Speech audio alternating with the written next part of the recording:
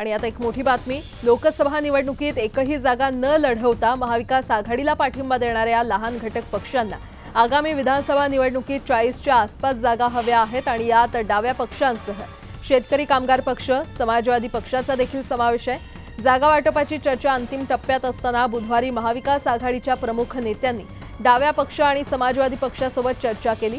मार्क्सवादी कम्युनिस्ट पक्षानं 12, भारतीय कम्युनिस्ट पक्षानं 11, समाजवादी पक्षानं 12, त्याचबरोबर शेतकरी कामगार पक्ष आणि इतर लहान मोठे पक्ष आणि संघटनांनी मिळून जवळपास 40च्या आसपास जागा महाविकास आघाडीकडे मागितल्यात। तर घटक पक्षांकडून आलेल्या प्रस्तावावर येत्या 7 आणि 8 ऑक्टोबरला पुन्हा चर्चा होणार असल्याचं देखील कळतंय।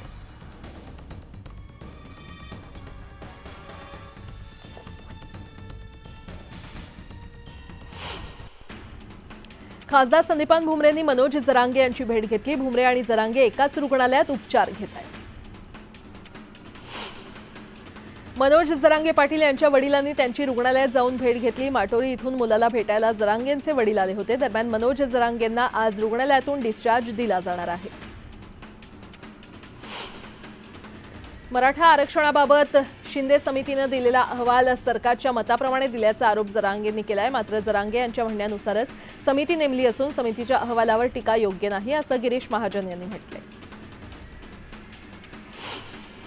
मुंब्र्यामध्ये राष्ट्रवादी काँग्रेसकडून मेळाव्याचे आयोजन करण्यात आलं। या दरम्यान मुंब्रा स्टेशन परिसरात राष्ट्रवादीच्या कार्यकर्त्यांची पोलिसांसोबत बाचाबाची झाली। यावेळी काही कार्यकर्त्यांना पोलिसांनी ताब्यात घेतलं। चंद्रपुरात ओबीसी नेते लक्ष्मण हाके आणि नवनाथ वाघमारे यांच्या व्याख्यानाचं आयोजन करण्यात आलं होतं। पवारांनी निवडणूक जिंकण्याचं व्याकरण आत्मसात केलं, मात्र ते ओबीसींच्या अंतःकरणात पोहोचलं नाही असा हल्लाबोल हाकेंनी केला। उपमुख्यमंत्री अजित पवार बारामती दौऱ्यावर आहेत। पुण्यातील अल्पवयीन मुलींवर अत्याचार प्रकरणात ते पोलीस अधिकाऱ्यांसोबत बैठक घेणार आहेत। तसंच विधानसभा निवडणुकीच्या पार्श्वभूमीवर पोलिंग बूथ कमिटीचा मेळावा ते घेणार आहेत। निवडून येण्याची क्षमता या एकमेव गुणवत्तेवर भाजपनं विदर्भातील 62 पैकी 50 ते 52 दावा केलेला आहे। तर 62 पैकी 48 मतदारसंघात भाजपनं निरीक्षक नियुक्त करून लिफाफ्यातून मतं जाणून घेतली आहेत। छत्रपती संभाजीनगरमध्ये अंतिम मतदार यादीत काही बोगस मतदारांची नावं समोर आल्यानं खळबळ उडाली आहे। सिल्लोडमध्ये तब्बल 9,171 बोगस मतदान असल्याचा आरोप केला जातोय। छत्रपती संभाजीनगर नावाच्या पाटीला काळं फासून विद्रुपीकरण केल्याप्रकरणी एमआयएमचे नेते इम्तियाज जलील यांच्या विरोधात गुन्हा दाखल करण्यात आलाय। जलील यांच्यासह त्यांच्या पदाधिकाऱ्यांविरोधात कोंढवा पोलीस ठाण्यात गुन्हा दाखल करण्यात आलाय।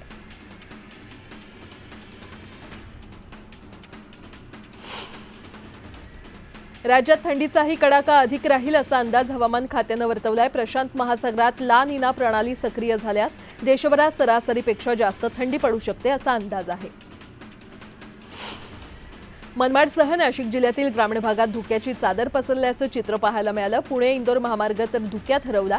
या धुक्यातून वाट काढताना नागरिकांना अडचणींचा सामना करावा लागला। नांदेडच्या किनवट तालुक्यात दिग्रस आणि डोंगर गावात कापूस आणि तुरीच्या शेतात गांजाची लागवड करण्यात आली होती। पोलिसांनी इथून 3 ट्रॅक्टर गांजा जप्त केलाय। नागपूर शहरात बस सेवा देणाऱ्या आपली बसची चाकं थांबली। न्यूनतम वेतन मिळत नसल्यानं बस कर्मचाऱ्यांनी काम बंद आंदोलन केलं। 1000हून अधिक कर्मचारी या आंदोलनात सहभागी झाले। शासनानं विनापरवाना वृक्षतोड करणाऱ्यांवर 50,000चा दंड लागू केलाय। तरीही छत्रपती संभाजीनगरच्या सोयगाव तालुक्यातील बनोटी परिसरात सर्रासपणे वृक्षतोड सुरू असल्याचं पाहायला मिळालं। यामुळे पर्यावरण प्रेमींनी नाराजी व्यक्त केली आहे। मालेगाव शहरात गुन्हेगारांनी डोकं वर काढलंय। अज्ञात आरोपींना एका बंगल्याच्या दिशेनं 2 राऊंड फायर करून पळ काढल्याची घटना घडलेली आहे। पोलिसांकडून या घटनेचा अधिक तपास सुरू आहे। जळगाव जिल्ह्यातील कानळदा येथे 30 वर्षीय तरुण शेतकरी गिरणा नदीपात्रात बुडाल्याची घटना समोर आली आहे। या घटनेमुळे कानळदा गावात मोठी खळबळ माजली आहे। माजी आमदार बाळाराम पाटील यांनी निवडणूक आयोगावर आरोप केलाय। नवी मुंबईतील ऐरोली, बेलापूर आणि उरणमधील 50,000च्या वर मतदारांची दुबार नावं पनवेल मतदारसंघात असल्याचा आरोप त्यांनी केलाय। गेल्या महिन्याभरात सोनं 4,000 रुपयांपेक्षा जास्त महाग झालंय। ही वाढ जवळपास दुप्पट झाली आहे। एका महिन्यात चांदी 7,102 रुपये प्रति किलोवर पोहोचली आहे। भोसे वाणमळा येथील 15 वर्षांपासून बंद असलेली पाण्याची टाकी बांधून तयार आहे, पण अद्याप ग्रामस्थांना पाणी मिळत नसल्याने आता पाण्याच्या टाकीवर चढून आंदोलन करणार असल्याचा इशारा ग्रामस्थांनी दिलाय।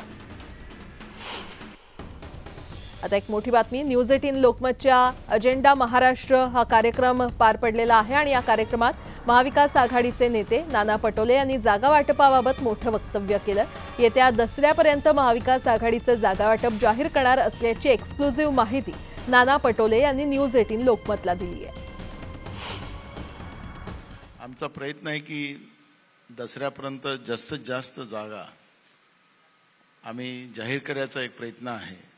आजच माझे शरद पवार साहेबांसोबतही बोलणं झालं, उद्धव साहेबांशी बोलणं झालं आणि तो प्रयत्न आम्ही करतो आहे। आखरी तिढा नसतो, जागा कोणत्या पक्षाची, त्या भागामध्ये काय संघटन असेल, लोकमत काय असेल, या सगळ्या गोष्टीची चर्चा करून एक एक जागेवरची चर्चा असते आणि त्याच्यामुळे थोडा वेळ जातो। पण एक गोष्ट आहे की आम्ही तर प्रयत्न चालू आहे। निवडणुकीच्या पार्श्वभूमीवर शिरूर हवेली विधानसभा मतदारसंघात वातावरण चांगलंच तापलंय। शरद पवार राष्ट्रवादी काँग्रेस पक्षाचे आमदार अशोक पवार यांच्या ताब्यात असलेला कारखाना सुरू व्हावा यासाठी महायुतीचे नेते एकवटलेले आहेत। अहमदनगरमध्ये गावठी कट्टा बाळगणाऱ्या एका व्यक्तीला पोलिसांनी ताब्यात घेतलाय। आरोपीकडून 1,68,000चा मुद्देमाल जप्त करण्यात आलाय। कुलाबा ते सिब्स मेट्रो 3 मार्गिकेचं लोकार्पण 5 ऑक्टोबरला होण्याची शक्यता आहे। या मेट्रोच्या पहिल्या टप्प्यातील आरे ते बीकेसी प्रवासासाठी 50 रुपये तिकीट आकारलं जाणार आहे। कुलाबा ते आरे मेट्रो 3 मार्गिकेवरून मुंबईकरांचा सुरक्षित प्रवास व्हावा यासाठी खबरदारी घेतली जाते। त्यासाठी आता 24 तास मार्गावर तिसऱ्या डोळ्याची नजर असेल। इराणनं इस्रायलवर शेकडो क्षेपणास्त्र डागल्यानंतर युद्ध भडकलंय, त्यामुळे एकाच दिवसात आंतरराष्ट्रीय बाजारपेठेत कच्च्या तेलाचे दर 4% वाढलेत आणि त्यामुळे पेट्रोल डिझेलचे दर घटण्याची शक्यता मावळली आहे।